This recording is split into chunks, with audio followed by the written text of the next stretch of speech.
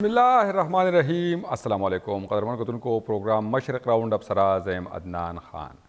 قدرمنو د پی ٹی آئی بانی عمران خان چې دی هغه په جیل کې هغه چې کوم خور ده علیما خان هغه نن د اډیاله جیل مخې ته میډیا سره خبرو کې ویلي دي چې د پی ټی آئی کمپاني دی هغه ویلي چې مونږ کوم معامله ده کوم کیسونه دي دغه به مونږ عالمي ادارو طرف ته وړو ځکه چې مونږ د اسلام آباد های کورټ او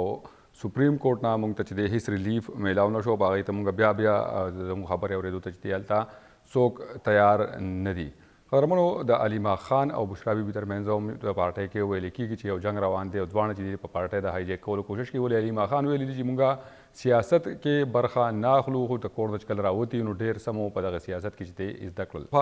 د حکومت او پی ټي آئی ترمنځ د مذاکراتو خبرې هم روانې دي او مذاکراتي کمیټې چې د هغې شرط یې ښودی چې مونږ به د عمران خان سره ملاقات کوو د هغې نه پس په خپلې مطالبې چې دي هغه وړاندې کوم. په دغه تازه صورتحال اخلو دا وخت د اسلام آباد نه زموږ سره د ټلیفون له لارې موجود ده مهوش قماس خان. جی مهوش بیبي تاسو ته پروګرام کې هر کلی وایو. مهرباني ستاسو. یہ مهوش سره صورتحال د اسلام آباد کې مذاکراتو لړۍ چې دا کم ځای ته رسېدلې ده درېیم دور به کله وشي دغه شان د ملاقاتونو په حواله باندې څه تفصیل در سره شته دي نن کومو خلکو چې دی د عمران خان سره ملاقاتونه کړي دي؟ جس څنګه تاسو کتلو چې هغه دویم کم دور او کم میټینګ مو د پاکستان تحریک انصاف او د حکومت درمیان وایي کې ویلو چې موږ خو میټینګ ډېر ښه شوی دی خو دې نه پس چې کوم مذاکرات میټینګ یې نه پهله موږ عمران خان سره ملاقات وکړو. نو دوه ورځې پهله هم د پی ټي آئی چې کوم کمیټي وه چې کوم مذاکرات کمیټي ټیم دی هغوی تللي وو اډیاله جیل ته ملاقات کولو ډېر کوشش وکړو خو هغوی ته اجازت میلاو نه شوی. نه بعد بیا موږ وکتل چې تحریک انصاف والسان هم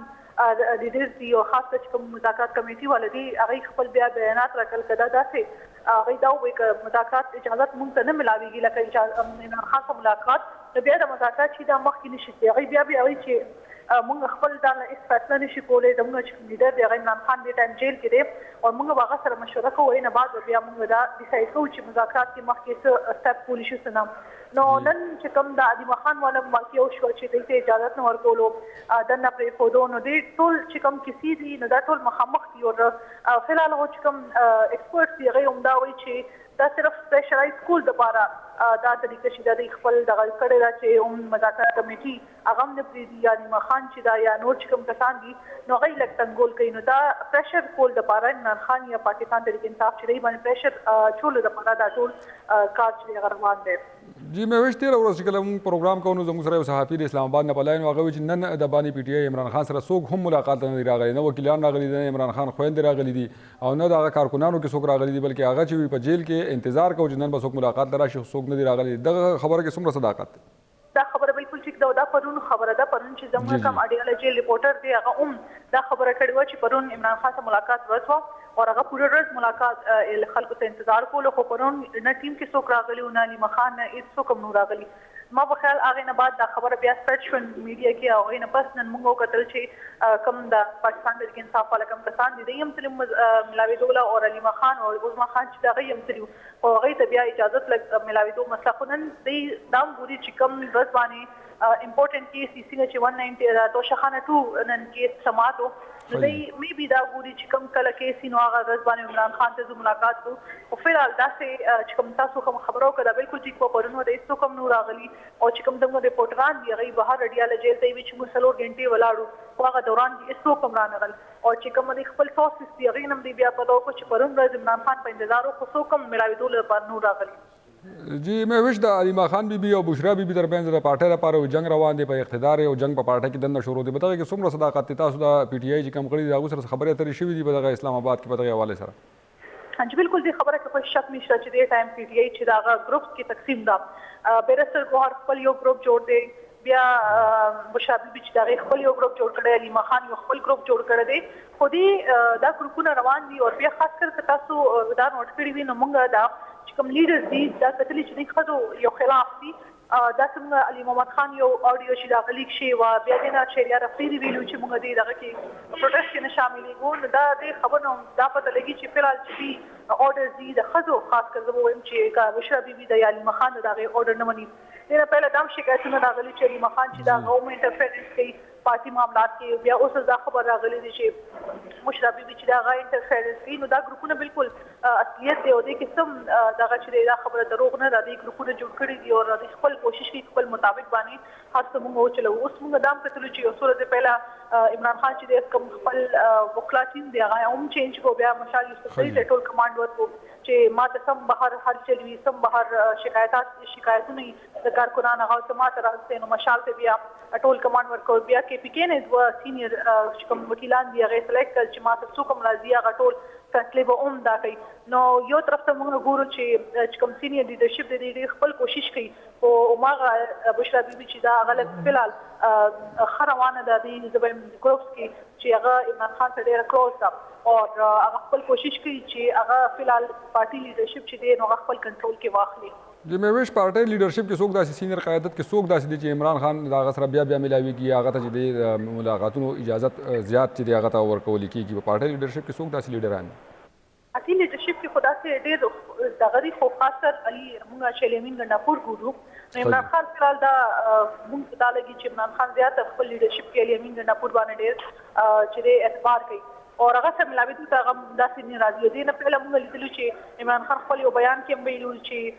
ما ته داسې لګي چې بهر بل څه روان دي او دن بل څه روان دي چې کوم څه چودانو کې ګورم هغه بل څه دي نو دین هم دا ظاهري کې چې عمران خان ته هم بهر خبر روان دي ځکه چې موږ کتلو چې بیرستر ګوهر چې فیصل واټر سره ملاو شي او بیا د چې کوم نور لیډرشپ دي هغه یو خپل د حکومت کسان دي هغه سره ملاويږي او د تحریک انصاف چې کوم پالیسی دا هم دا چې کوم پی ټی آی ولا کوم کسان دي هغه ګورنمنت یا نور کوم کسان چې هغه سره نه ملاويږي خو نه باوجود پی ټی آی ولا چې دي خپل تعلقات ښه ساتلو لپاره دا کوي او دا خبره داسې لګي چې عمران خان دا خبره نه ده خو ځکه بار موږ کتل چې عمران خان خپل کسان باندې هم دا کرټیسزم کړی دی چې زما کسان بهر بل دي او دنه چې راشي نو بل دي فلال من ګنداپور داسې کس دی چې باره کې عمران خان هیڅ خبره نه ده کړې ده. جی مهوش تاسو وایي چې پریشر جوړول غواړي په عمران خان باندې عمران خان هم دغه ویلي دي چې مونږ کوم کیسونه دي دغه عالمي ادارو طرف ته وړو نو په دغه حواله باندې لیډرشپ څه وایي دغه کیسونه چې دي هغه به عالمي ادارو طرف ته وړي که نه دوی هم د حکومت سره چې دی مرسته کوي او دغه لیډرشپ چې دی دا خرڅ شوی دی یا چې دی د هغوی ملګری دی د حکومت؟ فلحال تاسو کوم د لیډرشپ خرڅېدو خبرو کنه عمران خان فلحال دا خبره نه کړې چې لیډرشپ خرڅ شوی اوس عمران خان ماته لګي چې هغه خپل یو مجبور دی جیل کې ناست دی او هغه دا کوشش کوي چې زه په څه ناسته طریقه باندې چې نو بهر راوځم نو چې کوم کسان باندې خرڅېدو الزام لګي هماغه کسان شراون چیرمنشپ دی یا هغه سره سینیئر چې هغه یو دیم ورکړي دي نو دی مطلب دا دی چې عمران خان خپل هغه ته وایي چې تاسو اسټابلیشمنت سره یا چې کوم ګورنمنت دی هغه سره تاسو خپل کمیونیکیشن وکړي چې دا کوم کیسه روانه دی عمران خان کې جیل کې دی یا چې کوم کسان باندې کیسز دي دا په سناسه طریقه بنشي عوام خو وایي چې دغه لیډرشپ چې دی هغه خرڅ شوی دی خو که عمران خان مایند سره یا پولیټیکل مایند سره وګوري نو ماته داسې لګي چې دا یو منصوبه ده یا یو پلانینګ دی چې کوم کسان چې دي نو هغه اسټابلیشمنت سره ملاوي شي او په سناسه طریقه چې کوم کسان دي نو هغه به دا خپل کوشش وکړي چې دا تعلقات عمران خان چې دی هغه رهاشي.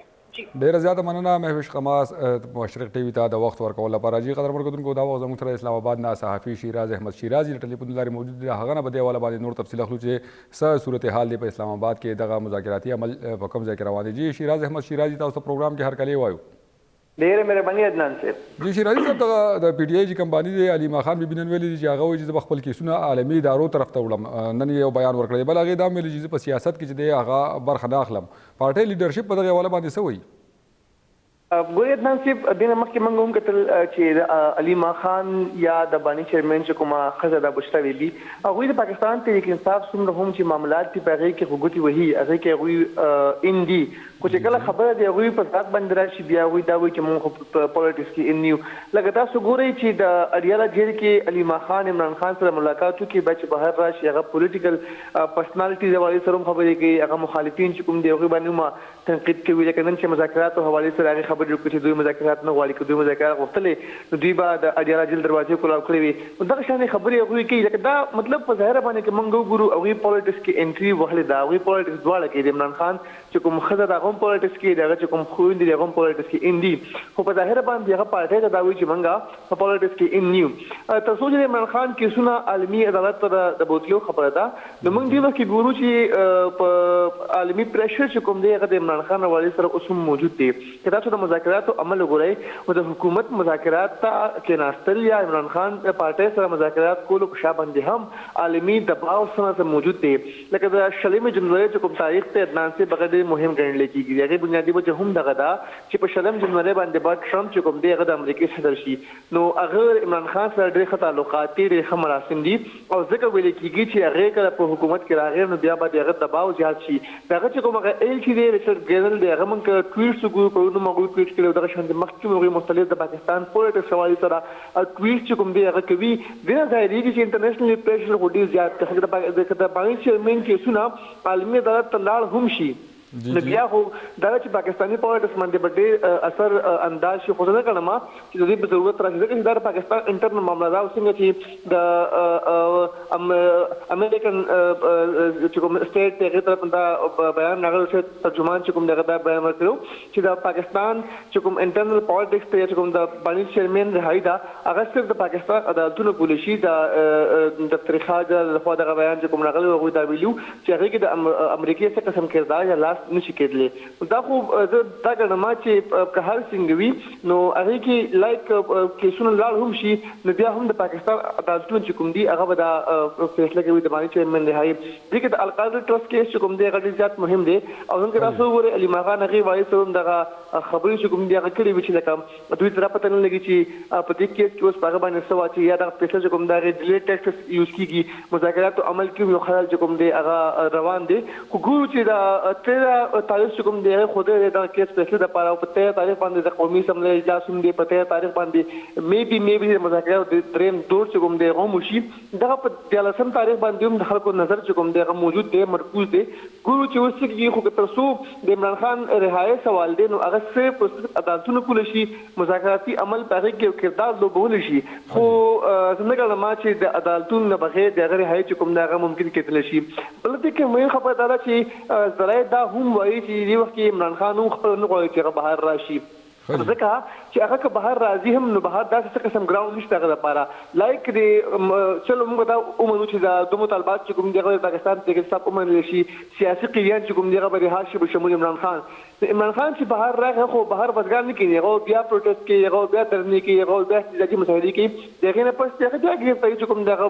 عمل کې راتلی شي. ځکه دې مذاکرات د لپاره کې واس ته کول پکار دي چې په کوم شرایط باندې دا مذاکرات کیږي یا کوم اسیران کوم قیدیان چې گرفتار کیږي دغه رهایی چې په عمل کې راځي دغه څومره ټیم لپاره دغه رهایی چې کوم دغه ممکن وي یا په کوم ګراوند چې کوم دی هغه لپاره جوړیږي یا عدنان صاحب کوم د جوډیشل کمیشن جوړولو خبرو کو حکومت دا اومني او هغه لپاره هم پاکستان ته کې انصاف کی یوه نه تکړي چې په جوډیشل کمیشن کې با کوم سینر ځان شاملېږي کوم ځان چې کوم دی هغه په دغه کمیشن حزبي دی حواله سره هم پاکستان ته کې انصاف چې کوم دی هغه خپل کلیر چې کوم پوزیشن دی هغه کلیر کړی دی نو په کار دا چې دغه دوه مطالبات له هما کې واسطه کړیو.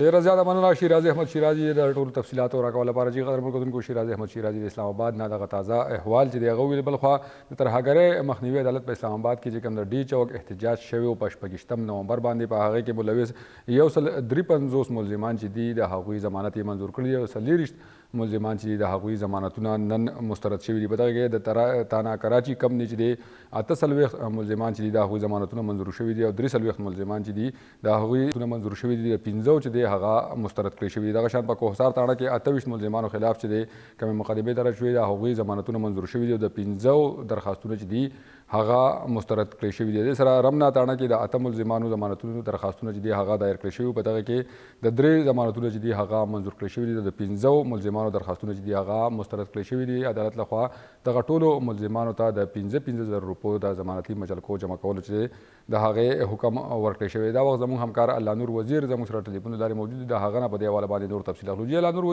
وزیر تاسو ته پروګرام کې هرکلی وایو. جی عدنان صاحب. جی الله نور وزیر څه تفصیلات دي دغه ډي چوک چې کوم ملزمان هغوی ته خو نن ضمانتونه میلاو شو؟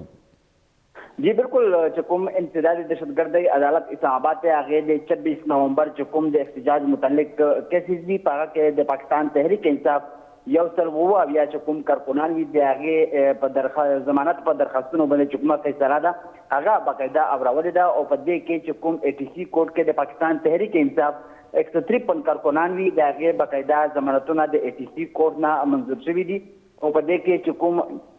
زرویشت کارکنان وي د هغې چې کوم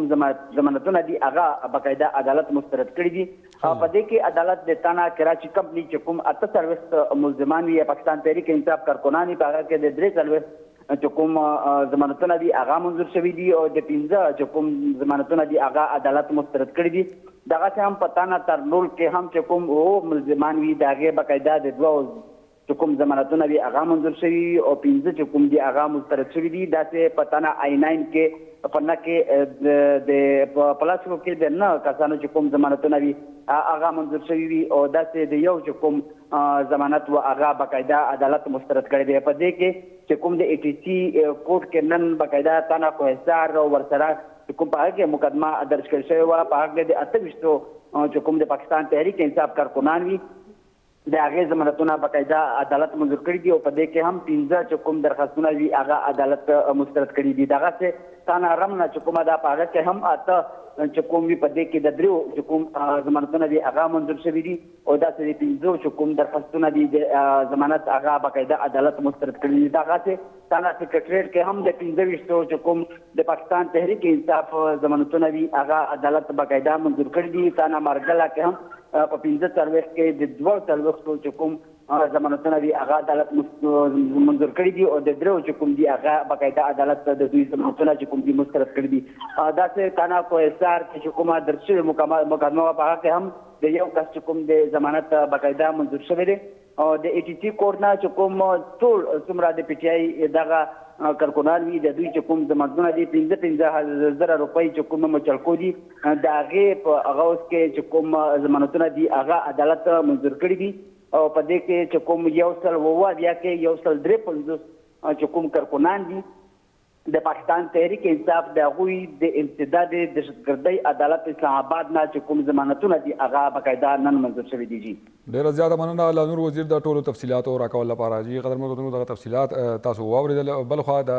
سپریم کورټ آف پاکستان آئینی بینچ چې دی هغه د سیویلینز په فوجي عدالتونو په حواله باندې د کیس سماعت کړی دی. دغه سماعت په مهال باندې ججانو صاحبانو چې دی هغوی اهم ریمارکس ورکړي دي. هم په دغه حواله زموږ سره یو رپورټ موجود دی. راځئ چې لومړی دا رپورټ وګورو نو بیا راځو په دې باندې سپریم کورټ سینیر وکیلانو سره هم خبرې اترې کوو. جی قدرمنو کتونکو رپورټ چې دی هغه موږ وړاندې کوو. موږ کوشش کوو چې دغه کم د کیس ریمارکس اهم ریمارکس دي هغه راغلي دي هغه تاسو ته واورو. راځئ چې وګورو.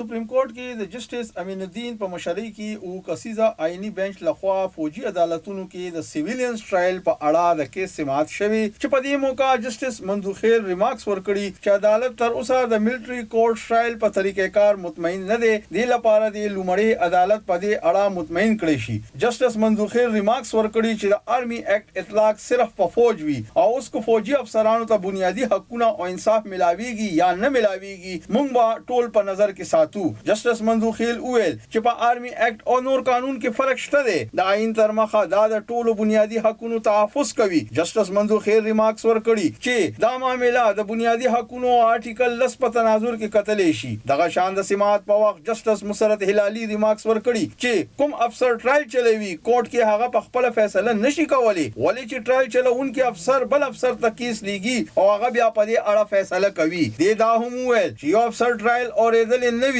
نو هغه به څنګه فیصله کوي. په دې موقع د دفاع وزارت وکیل خواجه حارس ویلي چې کورټ مارشل کې ناس افسران د ټرایل تجربه لري او فیصله لیکلو لپاره د جج برانچ مرسته ترلاسه کولی شي. په دې جسټس مسرت هلالي ویل کچره جنگي یا فوجي طیاره هایجک کړي شي نو بیا به ټرایل کوم ځای کې چلیږي. په دې موقع جسټس نعیم افغان ویلي دا تاثر عام دی چې فوجي عدالت کې ټرایل صرف سزا ورکولو حد پورې وي. مناسبه بداوي چې دې خبرې نه خبر کړي شي چې فوجي عدالتونو کې ټرایل د کوم مرحلو نه تیریږي. جسټس اظهر رضوان وویل ملزم لپاره وکیل سره یو افسر هم د دوست په توګه مقرر کولی شي. د سماعت په اخره کې اډیشنل اټارنی جنرال عامر رحمان ویلي چې د 9 مې پیښو کې 50,000 ته نږدې ملزمان دي او فوجي عدالتونو ته وړاندې کړي شوی ملزمانو کې د 150 ملزمانو د پیښو ځایونو کې د موجودګۍ ثبوتونه هم شته دي. د کوم نو وروسته چې سماعت تر ګل ورځې پورې ځنډول شوی دی. جی قدرمن دغه ریپورٹ تاسو کتو دا وخت ایڈوکیټ سپریم کورټ حفظه بخاری زموږ سره ټلیفون لاري موجود د هغې نه په دې حواله باندې معلومات اخلو چې دغه د ملټري ټرایل کیس چې کوم روان دی په عدالتونو کې به دغې باندې څه فیصله چې دا هغې راتلو امکان دی. جی حفظه بخاری صاحب آپ کو پروگرام میں خوش آمدید کہتے ہیں. جی حفظہ بخاری صاحب یہ جو سویلینس کا ٹرائل ہے فوجی عدالتوں میں اس پہ کیس چل رہا ہے اور ابھی ملتوی ہو گیا ہے یہ کیس پیر کے دن تک, تو کیا خیال ہے یہ جو آئینی بینچ ہے اس حوالے سے ایک مؤثر فیصلہ سامنے آ سکتا ہے؟ ہاں جی, جو آئینی بینچ جو ہے اس میں یہ جو فوجی عدالتوں میں جو ٹرائل ہے سویلینس کا, اس حوالے سے جو ٹرائل چل رہا ہے آئی تھنک کہ اس میں بہت حد تک دلائل تو کمپلیٹ ہو چکے ہیں اور اب اس پہ جو فیصلہ آئے گا وہ انشاءاللہ جو ہے عدلیہ جو ہے اس میں بہتر فیصلہ کرے گی. جی کورٹ مارشل کے حوالے سے بھی ریمارکس آئے ہیں اور جو ہائی جیکر ہیں اس کے حوالے سے بھی ریمارکس آئے ہیں کہ فوجی عدالتوں میں اس کا ٹرائل ہو سکتا ہے کہ نہیں ہو سکتا اگر کوئی طیارہ ہائی جیک ہو جائے, کوئی جنگی طیارہ ہائی جیک ہو جائے. ہر دور میں یہ رہا ہے, ایون جب پی ٹی آئی کا ٹائم پیریڈ تھا اس میں بھی فوجی عدالتوں کے ٹرائل پہ بات ہوتی رہی اور اس میں فوجی عدالتوں میں ٹرائل ہوئے بھی. ابھی بھی یہ بات آ رہی ہے کہ کیا فوجی عدالتوں میں سویلینس کا ٹرائل ہو سکتا ہے یا نہیں. دیکھیں میں سمجھتی ہوں کہ فوجی عدالتوں میں جو ٹرائل ہے وہ ایک اس کا ایک اسپیشل پروسیکیوشن کا ایک پورا طریقہ کار ہے کیونکہ اسپیشل لا ہے نا. اگر یہ کہنا کہ وہاں 10A کی وائلیشن ہوتی ہے, میرے خیال میں یہ بہت حد تک بات جو ہے یہ درست نہیں ہے کیونکہ وہاں پہ بھی وکیل پرووائڈ کرنے کی سہولت دی جاتی ہے. یہ جو بات یہ آرگومنٹ کیا جاتا ہے نا کہ شاید فوجی عدالتوں میں 10A کی وائلیشن ہوگی تو وہاں پہ تو پروسیکیوشن جو ہے وہ اس کے پاس ایک بہتر ایویڈنس ہوتی ہے. اب آپ یہ دیکھیں کہ یہاں پہ بھی جو اسپیشل لاز ہیں ان کا اپنا ایک اسپیشل طریقہ کار ہے اور اس میں فوجی عدالتوں میں پہلے جو پاکستان میں ایسا نہیں ہے کہ فوجی عدالتوں میں سویلینس کے ٹرائل نہیں ہوئے, پہلے بھی ہوئے ہیں. ایون پی ٹی آئی کے ٹائم پیریڈ میں تو 35 سے 40 تک کچھ کیسز تھے جس میں کہ سویلینس کا ٹرائل ہوا عدالتوں میں اور خود جو ان کے بانی تھے ان جو پی ٹی آئی کے ان کے خود بیانات موجود ہیں جس میں وہ کہتے ہیں کہ یہ سویلینس کا ٹرائل ہونا چاہیے. میں سمجھتی ہوں کہ جب ایک ایسا آفینس کمٹ ہوا ہے جس کی جو کہ ہے ہی ملٹری کے یا آرمی کے دائرہ اختیار میں کہ وہ ان کی وائلیشن, جس طرح 9 مئی کا واقعہ ہے وہ باقاعدہ طور پہ وہاں پہ انہوں نے ٹارگٹ کیا آرمی کی تنصیبات کو, بلکہ آرمی کی تنصیبات کو نہیں, پاکستان کے ایک اہم جن کو جو مقامات تھے ان کو انہوں نے ٹارگٹ کر کے. تو اگر اس کا آپ دیکھیں نا کہ اگر ہم آرڈنری کورٹس میں ان کا ٹرائل کرتے ہیں تو آرڈنری کورٹس میں پروسیکیوشن پہ بڑا برڈن ہوتا ہے اور کئی دفعہ پروسیکیوشن ویک ہوتی ہے اور اس میں پھر یہ کئی دفعہ لوپ ہولس رہ جانے کی وجہ سے یہ اگر ہو بھی جائے ٹرائل تو ان کو ایگزٹ کا رستہ مل جاتا ہے. جہاں بحیثیت وکیل آپ کو لگتا ہے کہ فوجی عدالتوں میں سویلینس کا ٹرائل ہونا چاہیے؟ بحیثیت وکیل میں یہ سمجھتی ہوں کہ انصاف ہونا چاہیے اور جہاں انٹینسٹی آف کرائم ایسی ہے تو وہاں پہ اور جہاں پروسیکیوشن جو ہے وہ پریما فیشائی کیس نظر آ رہا ہے کہ پتہ چل رہا ہے کہ یہ انوالومنٹ ہے تو پھر وائی ناٹ وہاں پہ جو ہے ملٹری ٹرائل ہو. اور یہ جو آرگومنٹ ہے کہ ملٹری ٹرائل میں شاید انہیں وکیل کی سہولت موجود نہیں ہے یا ان کو سنا نہیں جاتا ہے, یہ ایک جینوئن آرگومنٹ نہیں ہے کیونکہ ہم نے جو ملٹری ٹرائلز دیکھے ہیں اس میں باقاعدہ طور پر عدالتوں میں وہاں پہ جو صرف اس میں فرق یہ ہوتا ہے کہ وہاں ججز صاحبان نہیں ہوتے بلکہ وہاں کے ہی افسران ہوتے اور بعد میں وہ جو ٹرائل کے بعد جو ان کا ایک فیصلہ ڈکٹیٹ ہوتا ہے وہ جیک برانچ جو ہے وہ ان کی معاونت کرتی ہے اور ان کو پورا جو لیگل پیرامیٹر میں لا کے جو ہے وہ ٹرائل کیا جاتا ہے. چونکہ یہ اسپیشل لا ہے تو اس کو اسپیشل لا کی طرح ہی ٹریٹ کیا جائے گا نا, اس کا اپنا ایک پروسیجر ہوگا, اپنا ایک طریقہ کار ہوگا. اگر یہ جنرل جو کورٹس ہیں یہ جنرل ٹرائل ہے تو پھر اس کے لیے جو ہے وہ سارے جو کریمنل پروسیکیوشن کے جو تمام لازمات ہیں وہ پورے کیے جاتے ہیں. لیکن جب وہ ہے ہی ایک اسپیشل لا تو اس کا ایک اسپیشل پیرامیٹر ہوگا نا, اسپیشل طریقہ کار ہوگا تو وہ اس کے مطابق ٹرائل ہوگا اس میں. بہت شکریہ حفظہ بخاری ایڈوکیٹ سپریم کورٹ مشرق ٹی وی کو وقت دینے کے لیے. جی قدر مرکتوں کو حفظہ بخاری ویل اسپیشل کار دے بتا فوجی عدالتوں کی اسپیشل طریقہ کار لاندے چیزیں داغے پروسیکیوشن چدے ہغا اشی قدر مرکتوں کو مسرا پروگرام کے نور موضوعات ہم شامل تھے خوش دے وڑے شانتی دامے